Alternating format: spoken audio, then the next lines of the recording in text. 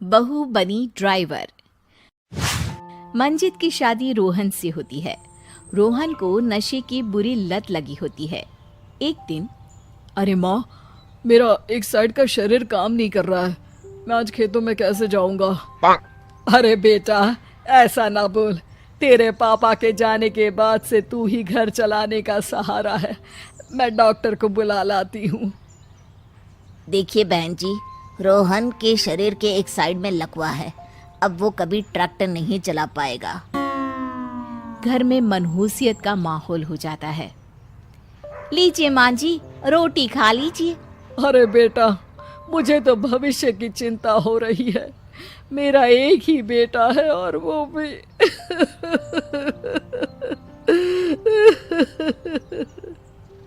माँ जी, आप चिंता न करें। जब तक ये बीमार है मैं खेत जाकर काम कर लिया करूंगी।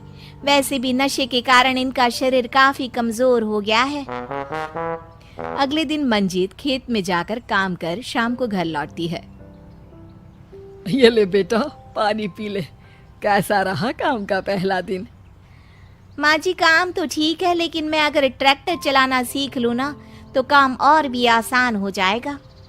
अरे बेटा, दुनिया क्या कहेगी कि औरत होकर ट्रैक्टर चला रही है। माँ जी, या तो हम दुनिया देख ले या अपना घर, कोई बात नहीं। जब ये ठीक हो जाएंगे तो सब ठीक हो जाएगा। अरे बहू, जरा बाहर तो आना। जी माँ जी। बहू, तेरे मामा जी आए हैं, तूने बुलाया था ना? हाँ माँ जी, वो मामा जी ना आज से मुझे ट्रैक्टर चलाना सीखा।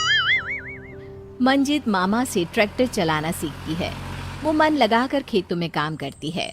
और एक दिन, माँ जी, पता है इस बार पूरे गांव में सबसे ज्यादा फसल का उत्पादन हमारे खेतों में हुआ है। इस साल तो खूब पैसे आएंगे। हाँ। सास खुश नहीं होती है। वो चुपचाप वहां से जाने लगती है। तभी मंजित उसे रोक लेती है। क्या हुआ माँ जी, आपको खुशी नहीं हुई?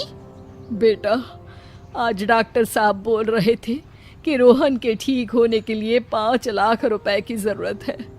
समझ नहीं आ रहा क्या करूं। मंजित शांत हो जाती है। अगले दिन सास मंजित के पास आती है। बेटा, ये मेरे गहने हैं। इसे अपने गहनों के साथ जोड़कर सुनार को दे आ। जितने पैसे हो ले आ। डॉक्टर को आज ही देने हैं।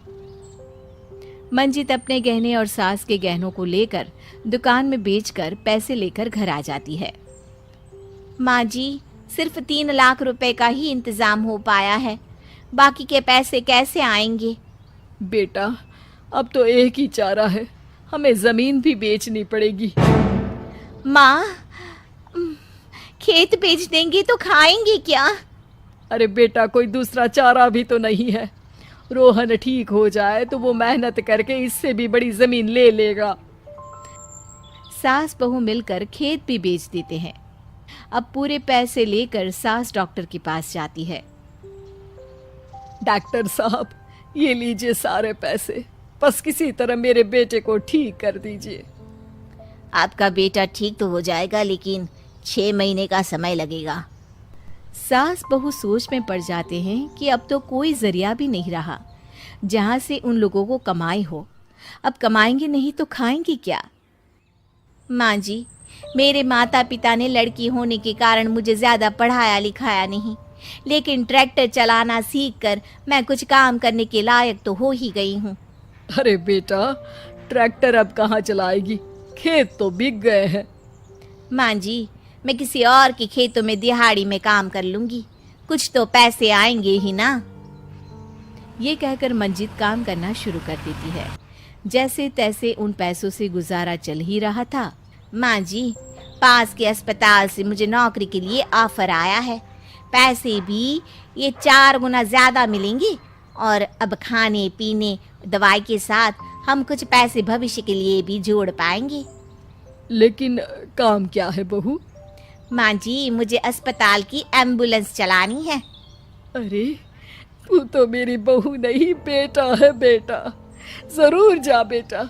और हाँ, तूने पूरे गांव में एक मिसाल कायम कर दिया कि हर काम हर कोई कर सकता है। उनके लिए लड़की या लड़का होने की कोई जरूरत नहीं। मंजित मन लगाकर काम करना शुरू कर देती है। आगे जाकर वो खुद का एम्बुलेंस भी खरीद लेती है और अब तो उसका पति भी ठीक हो जाता है और सब पहले से भी ज्यादा खुशहाल जिंदगी जीने लगते हैं।